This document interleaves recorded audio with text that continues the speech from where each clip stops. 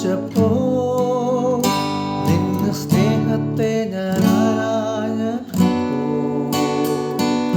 സർവ്വവും മുൻപിൽ നിഴലായി മാറിയിടുന്നു. നിൻ വിശുദ്ധി ഞാൻ ദർശിച്ചപ്പോ നിന്റെ സ്നേഹത്തെ ഞാൻ ആരാഞ്ഞപ്പോ സർവ്വവും മുൻപിൽ നിഴലായി മാറിയിടുന്നു. സുഭാഷിതം.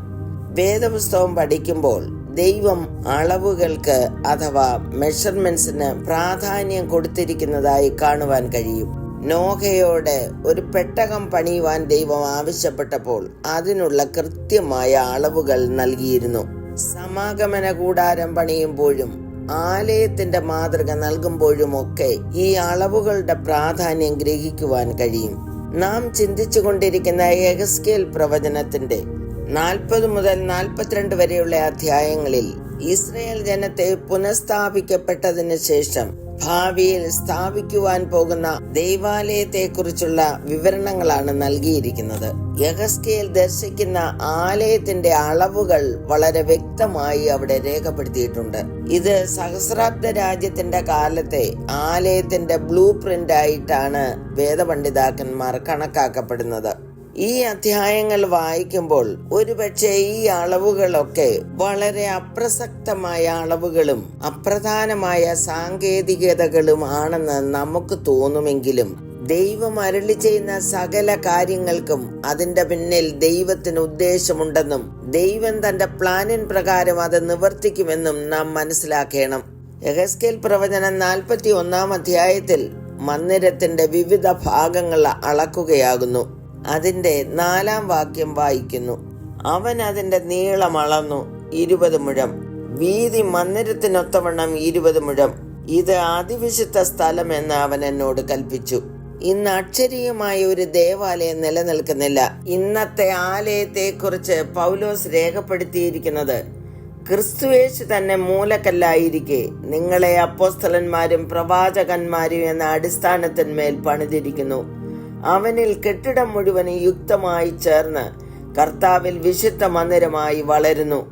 അവനിൽ നിങ്ങളെയും ദൈവത്തിന്റെ നിവാസമാകേണ്ടതിന് ആത്മാവിനാൽ ഒന്നിച്ചു പണിതു വരുന്നു. സഭയാം ദേവാലയത്തെ കുറിച്ചാണ് ഇത് പൗലോസ് രേഖപ്പെടുത്തിയിരിക്കുന്നതെന്ന് നമുക്ക് മനസ്സിലാക്കുവാൻ കഴിയും. യേശുവിന്റെ രക്തത്താൽ വീണ്ടെടുക്കപ്പെട്ട് വിശുദ്ധ ജീവിതം നയിക്കുന്നവരാണ് സഭയുടെ അംഗങ്ങൾ. ഭൂമിയിലെ സഭയുടെ ഏറ്റവും വിശുദ്ധവും പരിപൂർണമായ അവസ്ഥയെക്കുറിച്ചാണ് നാം വായിച്ച വാക്യം ചൂണ്ടിക്കാണിക്കുന്നത്. അതിവിശുദ്ധ സ്ഥലത്താണ് ദൈവിക ഷെക്കൈന ഇറങ്ങി വരുന്നത്. 1 കൊരിന്ത്യർ 6:19 പൗലോസ് പറഞ്ഞിരിക്കുന്നു, ദൈവത്തിന്റെ ദാനമായി നിങ്ങളിൽ ഇരിക്കുന്ന പരിശുദ്ധാത്മാവിന്റെ മന്ദിരമാകുന്നു നിങ്ങളുടെ ശരീരമെന്ന്. ദൈവത്തിന്റെ വചനമാകുന്ന അളവുകോൽ അനുസരിച്ച് നമ്മളെ തന്നെ വിശുദ്ധമായി ജീവിക്കുവാൻ സമർപ്പിക്കുമ്പോൾ അളവുകൂടാതെ നമ്മുടെ മേൽ ചൊരിഞ്ഞ പരിശുദ്ധാത്മാവിന്റെ സഹായത്താൽ ഒരു വിശുദ്ധ ജീവിതം നയിക്കുവാൻ നമുക്ക് കഴിയും. അങ്ങനെയുള്ളവരുടെ മേൽ ദൈവത്തിന്റെ മഹത്വം ഇറങ്ങി വരും. പ്രിയമുള്ളവരെ, നമ്മുടെ വിശുദ്ധിയുടെ അളവ് നാം തന്നെയാണ് അളക്കേണ്ടത്. മറ്റുള്ളവരെ അളക്കുവാൻ വളരെ എളുപ്പമുള്ള കാര്യമാകുന്നു. എന്നാൽ കർത്താവ് പറയുന്നു, നിങ്ങൾ അളക്കുന്ന അളവിനാൽ നിങ്ങൾക്കും അളന്നു കിട്ടുമെന്ന്. അമർത്തിക്കുലുക്കി കവിയുന്ന ഒരു നല്ല അളവ്.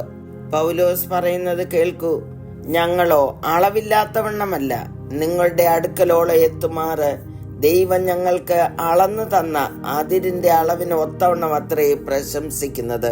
നമ്മുടെ ജീവിതത്തിലെ വിശുദ്ധിയുടെ അളവ് വർദ്ധിക്കട്ടെ.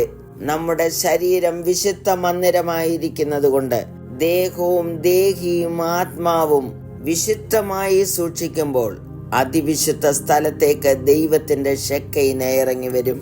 ദൈവം ആഗ്രഹിക്കുന്ന അളവിനോളം വളരുവാൻ നമ്മെ തന്നെ സമർപ്പിക്കാം, പ്രാർത്ഥിക്കാം. കരുണയുള്ള പിതാവേ, അവിടുത്തെ അളവിനൊത്തവണ്ണം ഞങ്ങൾ വിശുദ്ധരായി ജീവിക്കുവാൻ അവിടുന്ന് കൃപ ചെയ്യണമേ എന്ന് യേശുക്രിസ്തുവിന്റെ നാമത്തിൽ അപേക്ഷിക്കുന്നു. കേൾക്കണമേ. ആമേൻ.